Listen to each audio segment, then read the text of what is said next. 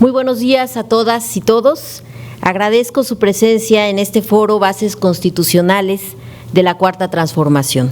Reformas constitucionales aprobadas en esta 64ª legislatura.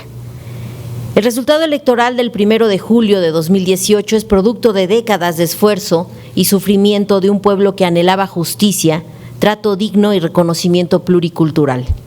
Esa fecha es un parteaguas en la historia de nuestro país porque marca el inicio de la Cuarta Transformación de la República, un cambio pacífico y democrático que se decidió en las urnas para poder arribar a un estado de bienestar social que propicie a los sectores de la población más vulnerables que habían sido relegados, olvidados. El tránsito hacia una transformación encuentra severas resistencias de las estructuras enquistadas en el poder que durante décadas modificaron nuestra Constitución para beneficios de intereses ajenos a la mayoría de los mexicanos. En el periodo neoliberal, nuestra Carta Magna fue reformada 495 veces, Enrique Peña Nieto 155, Felipe Calderón 110, Vicente Fox 31, Ernesto Zedillo 78, Salinas 55 y Miguel de la Madrid 66. Este dato es muy revelador si consideramos que desde la fecha de su promulgación, el 5 de febrero de 1917, la Constitución ha sido reformada 763 veces y de estas, como ya señalé, los neoliberales le hicieron 495 reformas que poco o nada beneficiaron a los mexicanos. La historia demuestra que en este periodo oscuro para México, nuestra ley fundamental casi pierde su sentido social, ese que la colocaba a la vanguardia de los derechos sociales y colectivos en el mundo. Durante el periodo neoliberal vivimos un golpe de Estado silencioso, en cámara lenta, que fomentó un pacto de impunidad y allanó el camino a jugosos negocios en detrimento del patrimonio nacional. Cada ley, cada reforma era para los neoliberales un negocio más. Por ello, la Cuarta Transformación de la República es la antítesis de ese modelo entreguista. Ahora partimos del reconocimiento de nuestra sociedad pluricultural, de la riqueza nacional y de la restauración de la República como garante del bienestar de todas y todos los mexicanos. Así, en la 64ª legislatura de la Cámara de Diputados aprobamos 18 reformas que implican modificaciones a 55 artículos constitucionales que restituyen el carácter social a la Constitución. Siempre buscamos el consenso de todos los partidos políticos representados, pero hay que señalarlo, no siempre se logró. Estas 18 reformas constitucionales son el eje fundamental de la Cuarta Transformación en seguridad, salud, educación, desarrollo y bienestar. Tenemos la certeza de que las reformas aprobadas repercutirán en las mejores condiciones de vida para todas y todos los mexicanos, en nuestro país e incluso de quienes residen más allá de las fronteras. La aportación de nuestro movimiento es fortalecer una Constitución de derechos y garantías, acorde con la idiosincrasia nacional y los tratados internacionales en materia de derechos humanos.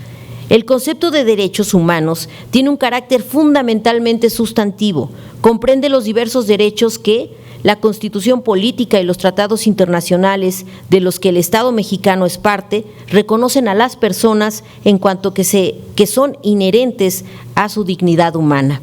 Los derechos pueden ser entendidos como las expectativas positivas, prestaciones o negativas, no lesión, reconocidas a un sujeto o colectividad por una norma jurídica. Por su parte, las garantías son básicamente de carácter procesal y comprenden todas las condiciones necesarias para el ejercicio y la defensa de los derechos humanos. Garantizar un derecho implica que existan mecanismos o técnicas que permitan hacerlo efectivo.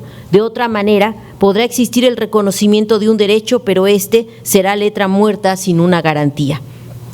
Así, la plena efectividad de los derechos implica no solamente asegurar su reconocimiento a nivel constitucional, sino también garantizar su efectividad, la cual también debería incorporarse a nivel constitucional. Esa efectividad implica esencialmente tres aspectos: desarrollar las herramientas necesarias para determinar su contenido concreto y sentido y alcances, la implementación material de las políticas adecuadas para su realización y la existencia de un sistema de recursos judiciales y administrativos accesibles y eficaces que permitan subsanar posibles violaciones a los derechos y sus garantías materiales. Ahora bien, al igual que los derechos, esas garantías deben ser elevadas a rango constitucional. Esa constitucionalización de los mecanismos políticos de garantía de los derechos, esto es, su reconocimiento expreso y su posterior desarrollo normativo secundario basado en el mandato constitucional, tienen una doble razón. En México, es el medio natural de configuración y protección de los derechos, y de esa manera se constituye el punto de partida del desarrollo de las normas que los tutelan.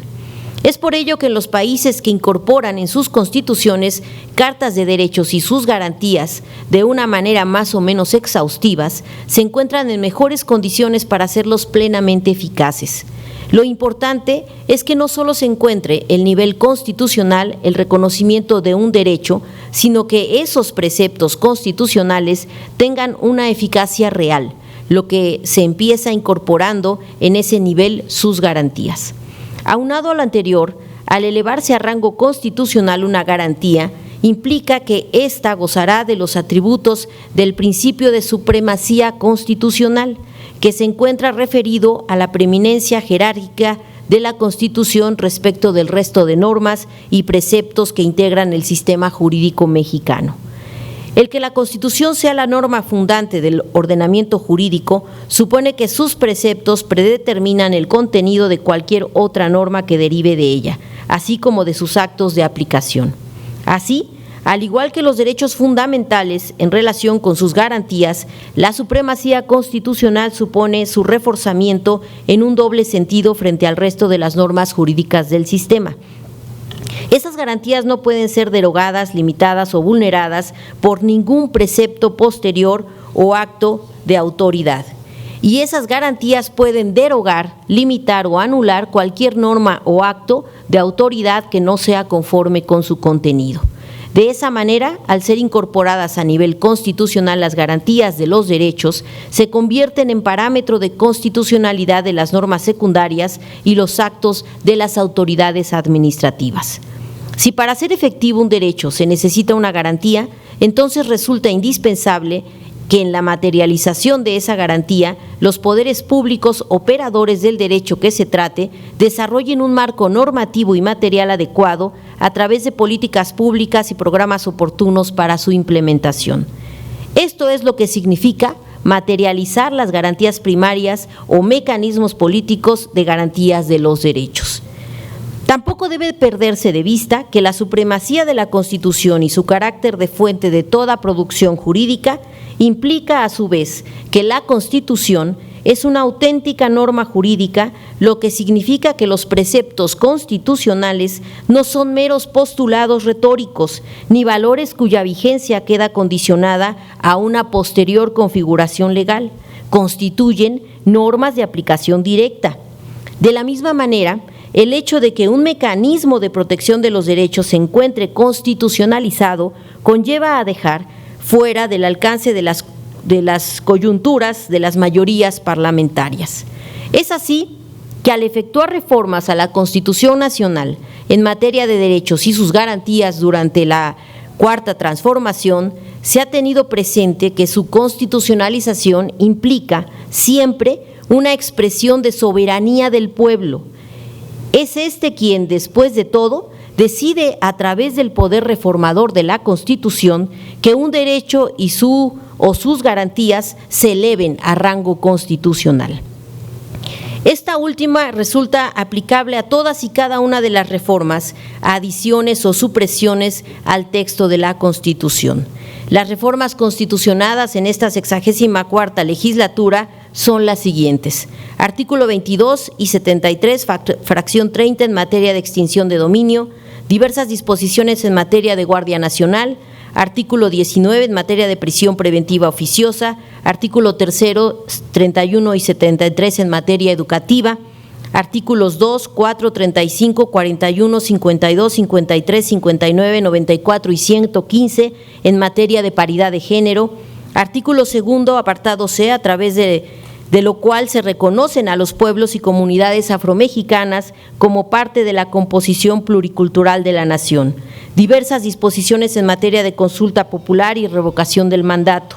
Artículo 28, en materia de condonación de impuestos. Artículo 4, constitucional en materia de bienestar.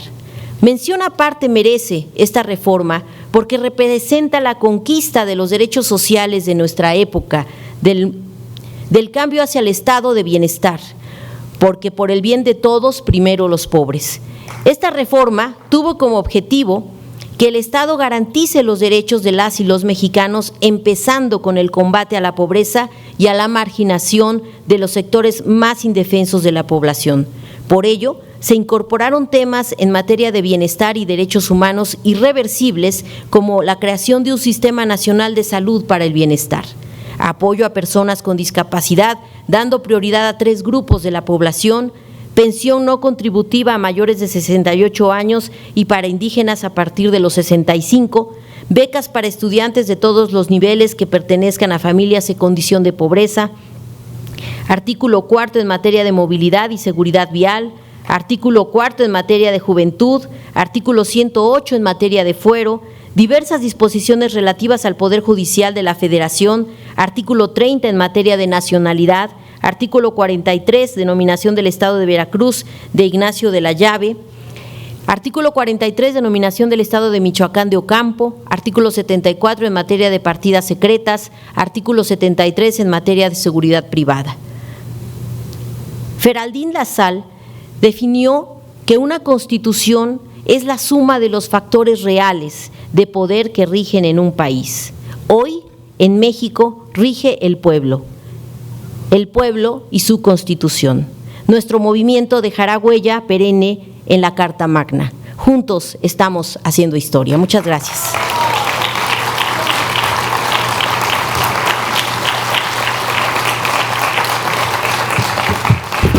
Muchas gracias por su mensaje, diputada Aleida Lavés Ruiz.